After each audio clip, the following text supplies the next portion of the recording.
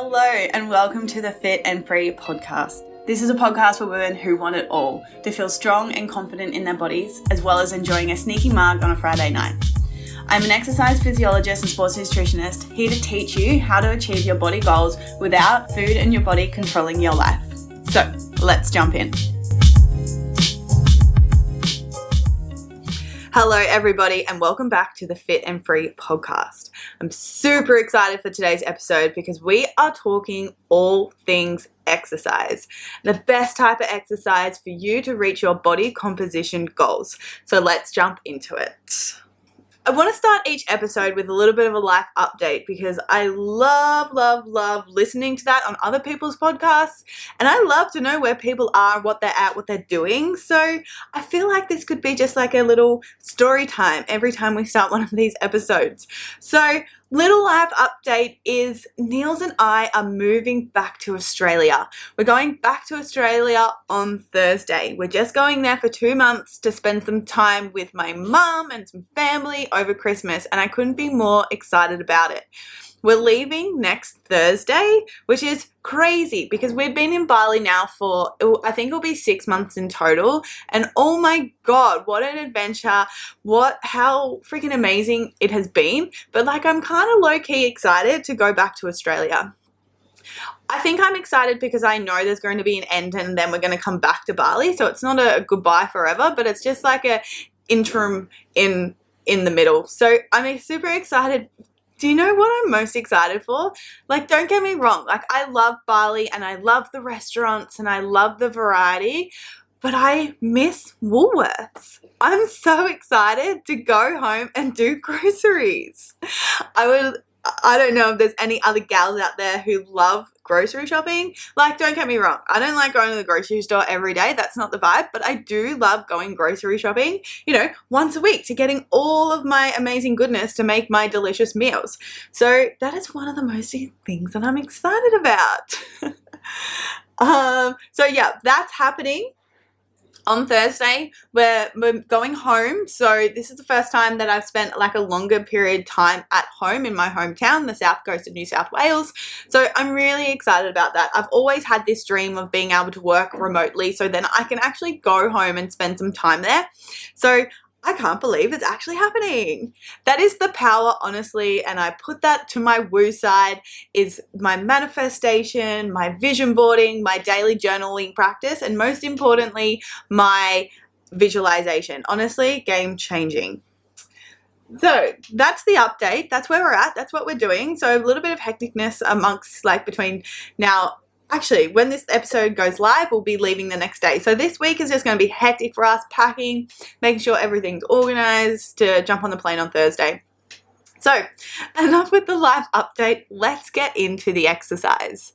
So I wanted to do this podcast because I know there are so many people out there struggling with trying to reach their body composition goals, and they're really burning themselves into the ground with their exercise. So if you are the type of person that is going to train to burn calories, if you are putting if you're putting extra cardio on top of like your strength training session, or you're going into your gym session and you're like just thinking, how can I burn the most calories and how can I do the most reps and how can I beat everyone else and how can I, really be like high.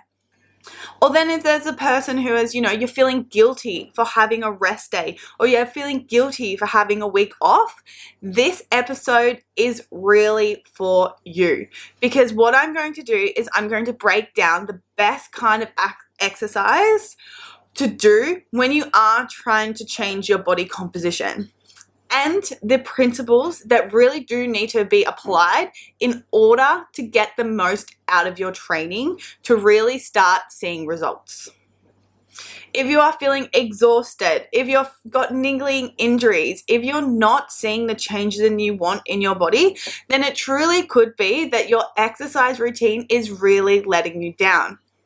What you have to think about is the best kind of exercise is the one that's going to help you achieve the desired goal, right? We always are thinking, what is the goal? What is the end in mind? So if your goal is to tone, if your goal is to drop fat and like, reveal some of your muscle definition so you get that lean, defined look, aka building lean muscle and dropping the fat that you need, then you need the right type of exercise and nutrition protocol in order to achieve that. Today, we're only going to be speaking to the exercise side of the equation. DM me on Instagram if you want to hear more about the nutrition side. So let's break it down. What is toning exactly? What toning means is building enough lean muscle to get the definition in your body and then dropping the fat to reveal it. One of the biggest mistakes I see active females make when they're trying to change their body composition is they're just constantly trying to drop fat. They constantly want to be in the calorie deficit. So what is the exercise that they choose to do? They do cardio. Because of course, cardio burns more calories. You get that overall feeling of like, oh my God, I'm so dead after this workout. It must be meaning I'm reaching my goals. Feeling X, Y, and Z. I made that mistake for years, right? But if you never take the time, and I wish someone told me this at the start of my fitness journey, because I wouldn't have wasted 5 years of my life trying to make myself smaller and reduce my body fat in order to get my body of my dreams, because I had never taken time to build muscle. And when I say time, I mean a year. Building muscle takes time, and if you've never taken the time to eat at maintenance or eat in a surplus, then you're never going to get that toned look if that is your goal that you're striving for. I remember when I lost 10 kilos, I remember looking at myself and I still was not happy because I had no muscle definition, because I was constantly doing HIIT, I was constantly doing cardio on top of my strength training sessions because I wanted to burn the fat. This is your reminder that we need a level of muscle in order to have that toning muscle definition. So what is the best exercise for that? Resistance training. So how the hell do you build lean muscle? To build lean muscle, you need to make your muscles bigger. You get that? So how the hell do you do that? By breaking them down via resistance training and then allowing them to build back up using protein consumed through the diet so they can get bigger and stronger to look bigger, right? But there gets to a point where the same resistance doesn't have the same effect because your muscles are bigger and your muscles are stronger. So what do you need to do then? You need to use a heavier resistance or more reps to then break them down again, right? As they get stronger, you need something heavier to then break them down. This is known as progressive overload. And it's so important that you're providing that stimulus a little bit more each and every week to allow your muscles to adapt and change. If you are constantly switching up your training with random workouts or group fitness, then you're not giving the muscles enough stimulus, so a reason to change. You might be thinking, but then I'm going to get bulky. I only want to do cardio. And yes, I get it. I once thought that as well. But the thing is, when you start building muscle, you actually become more dense. So you actually become more defined and you actually appear smaller. Not to mention all the other benefits of building lean muscle in terms of you can eat more. Your resting metabolic rate is higher. You feel stronger and ultimately feel more confident in your own skin. Another problem with group training and random workouts that I want to speak to today is that you're training the wrong energy system.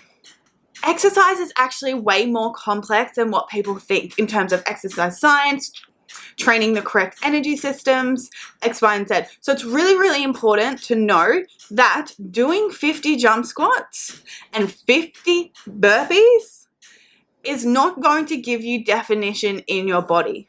So why the hell do it? It's not fun, it's not enjoyable, and all it's really doing is like putting so much pressure on our joints. What you're doing when you're doing this type of exercise is you're stressing out your cardiovascular system. You're working on muscle endurance, not muscle hypertrophy. And if your goal is to change your body composition, wouldn't you want to be doing the exercise that is going to get you to your end goal? Remember, thinking about your end goal in mind of growing your muscles. So why waste your time doing the wrong type of exercise? It doesn't make sense.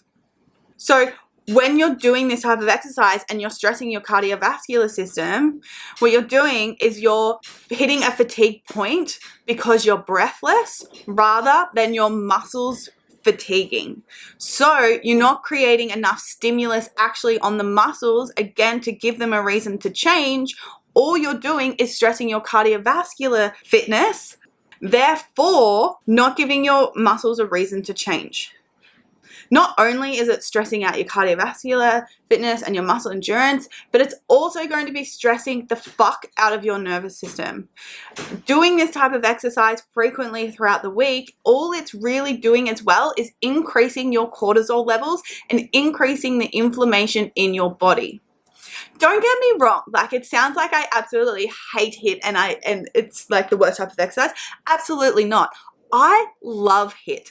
I love HIIT when prescribed correctly and for the right goal. Like HIIT is so good to help increase that cardiovascular fitness if you freaking love it. So that's my piece in and around HIIT, cardio, and the best type of exercise if you want to change your body composition. Now we have to go through some of the really important factors that you need to be considering through your resistance training. A couple of principles that are really important to talk about is, number one is your frequency of your training, okay? Research has shown over and over again that you need to be hitting each muscle group at least 2 times a week for about 10 sets in order, again, to give them that stimulus to change. There is no best exercise plan for anyone, rather the best exercise plan that suits your lifestyle, that suits your training age, and most importantly, one that you enjoy. I would recommend at least 3 days, which could look like 1 upper, 1 lower, or 1 full body day, or you could do 3 full body days. If you wanted to train 4 days a week, and that's what I personally just love to do, you can do a upper and lower body split. You can get amazing results from training 3 days a week as long as you're training with the right intensity and the frequency, just like we're speaking about now. You can also get really good results from just training 4 days a week. I don't think there's a need to be training 5 days a week unless it's really your sport. Like bodybuilders, I think that definitely there is a lot of benefit from training 5 days a week. But for us, Gen Pop, amazing people who are just doing it to feel good, feel strong, and to get some good results, 4 days a week is plenty. Because when you start to do it too much, you start to resent it. You're like, shit, I have to go to the gym again. Or you simply can't handle the volume and you simply can't recover.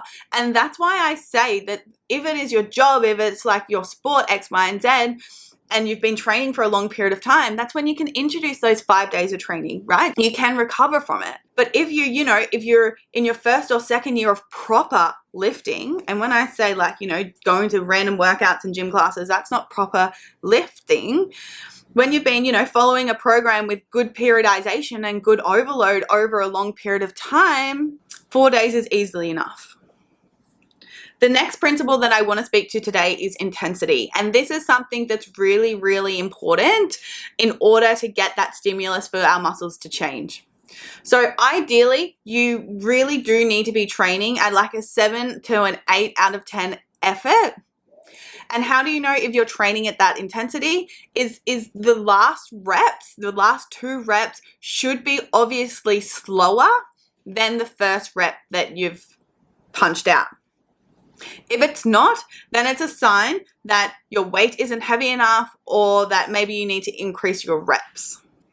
I want to speak to intensity here as well in terms of like, again, that huffing and puffing versus muscle fatigue. And I'm just going to say it again because it's so freaking important for you guys to understand that huffing and puffing is different to muscular fatigue. So you need that muscular failure, not the huffing and puffing. Another thing that I want to speak to, and it's another really big mistake that I see people make in the gym, is training to failure. You don't have to train to failure in order to see results, because what training to failure is actually doing is creating so much neuromuscular fatigue. You know, that heaviness that you're feeling the next day, like the lack of motivation to train again, like the muscles feeling sore. Imagine if that was happening all the time. Of course you don't want to go back to the gym, and of course you can't smash out some good quality, intense 8 out of 10 effort reps if that's what's happening every time you train. So yes, you can do single joint movements to failure, absolutely. Like you can smash up some bicep curls or some tricep extensions to get that mechanical tension and that muscle pump. But for your compound lifts, like definitely you do not want to be training till failure there. And then the last thing that I want to speak to today in today's podcast, which is really, really important to understand, is recovery. And I know this is something that people don't take seriously because people just get in their heads being like, oh my God, but I feel bad if I don't train. I feel guilty if I have a rest day. Oh my God, I've had a week off and I feel really bad about it because I'm going to lose all my results. You're absolutely not going to lose all your results. And you have to think about it like going to the gym, doing deadlifts, doing squat is a skill, right? And think about it to another skill that you have mastered. Let's say riding a bicycle. So you've ridden a bicycle so much that you can just get on that bike and you can start riding and you can pick it up straight away. It's exactly the same as your squats, as your deadlifts. Once you've mastered the skill, it doesn't just go away. You're not going to lose progress if you have a week off, if you have 2 weeks off, maybe even you have 3 weeks off, right? Especially if you just jump back into it. Of course, you won't be able to like go exactly where you were before your break, but building back up to that, you'll be able to get there so quickly. So I want to point out some really important things when we're looking for in our recovery. And I want to share these with you today because I want you guys to look out for it in your own training. Because if you're not recovering, you're not getting the other half of the equation in order to change your body composition, right? Remember the equation being you have to damage your muscles enough and then repair them with recovery through nutrition and rest in order to see change, okay? So there's 2 types of, like, recovery can be broken down into 2 different aspects. The first is called overreaching, and then the second is overtraining. And this is a regularly occurring problem in the world of sports. And I often see it with a lot of my clients as well who want to be doing more, training more, training 7 days a week. But it's actually putting you more at risk and more susceptible to illness and injury. So overreaching is a temporary condition that occurs in response to heavy or intense load. The symptoms of overreaching are generally feeling unwell, poor sleep, struggling to get to sleep. Mood fluctuations is an absolutely big one, and mood fluctuations is a massive one. It doesn't necessarily have any significant impact on your performance, but more so on how you're feeling. So it's really, really important to continuously check in with yourself in terms of looking at your exercise routine, looking at your load, and can you handle it? Overtraining, on the other hand, is a chronic condition of extreme fatigue. It is a serious condition that is induced by prolonged high volume, high intensity, repeated and reoccurring training sessions. That type of training can really result in serious disorders, primarily in the nervous system and hormonal systems. So, things to look out in overreaching. A slow heart rate recovery after training and a high resting heart rate, increased arterial blood pressure, heart palpitations, nervousness and emotionally instability, unrestful sleep and low sleep quality, and lastly, decreased in concentration. How this occurs is an inadequate balance between workout and rest, aka too much intense load exceeding the recovery capacity of the body. There is no periodization of the training.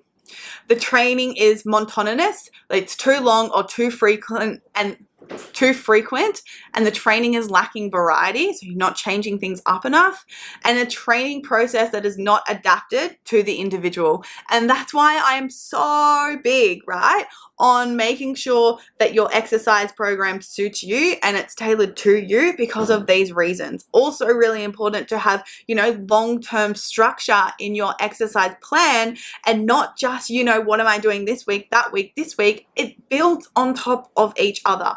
And when you have a long, consistent plan, you can see the actual progress. But if you don't, then you lack that progression and lack your recovery. Not only are these physical things that cause overreaching, but there's also psychological things that we really need to pay attention to. So too much stress can also contribute to poor recovery and this overreaching feeling. Another thing is setting unrealistic goals and objectives. And the other big thing that I see in my clients, and myself made that mistake, is the psychological aspect of believing I need to do more in order to lose weight. I need to do more exercise. And if I don't, then I feel guilty and I feel shame. It's really important that we shift those belief systems. And this is evidence for you guys today that more exercise is not better, because of the equation exercise plus recovery equals success. Other physiological things that we really, really need to be paying attention to in overreaching is insufficient sleep and low sleep quality. And you can see that can become a vicious cycle, especially if you are going into those overreaching symptoms of having poor sleep, which then feeds back into the cycle. So it's really, really important. Sleep is so important, and we definitely underestimate how important it is. The next, of course, is our nutrition, and this is really important, and I see this again with my clients all the time, is not eating enough. If you're not eating enough, it's going to play such a big role into your recovery. Unbalanced nutrition or irregular eating is going to cause that overreaching, which is going to impact your health in so many negative ways. And then the old question, the old thing of, but if I eat more, I'm going to gain weight. Why don't we think about this? If you don't eat enough, then you're not going to see results.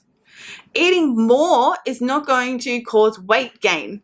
Eating in a calorie surplus is going to equal weight gain.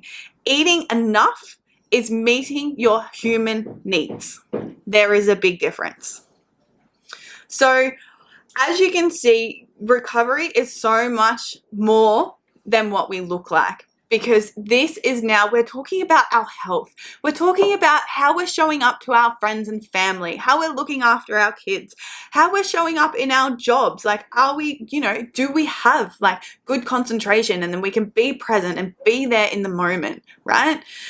And the craziest thing is that we don't need to be going to these extremes. We can feel physically freaking amazing. We can have lots of energy, and we can still see results. You just need to learn how to do it. So that wraps up today's episode in terms of the best type of exercise you should be doing in order to reach your body composition goals. And most importantly, the things that you do really need to focus on in terms of setting up that exercise routine. Guys, if you love this episode, I would love it if you could share it on your Instagram stories. Better yet, leave me a review and tell me what you think, because I'm literally sitting here doing this to help you guys, to teach you that you don't have to sacrifice your entire life in order to reach your body goals. So I will see you. No, I won't. I'll be talking to you all next week.